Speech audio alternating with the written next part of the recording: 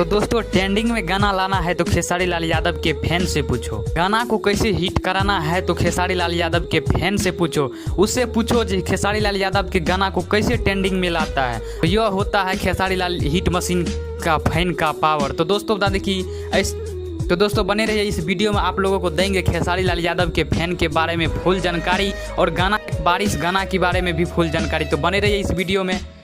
इससे पहले प्लीज़ दोस्तों आप लोग हमारे चैनल पर पहली बार आए तो छोटे भाई समझकर हमारे चैनल को सब्सक्राइब कर लेना।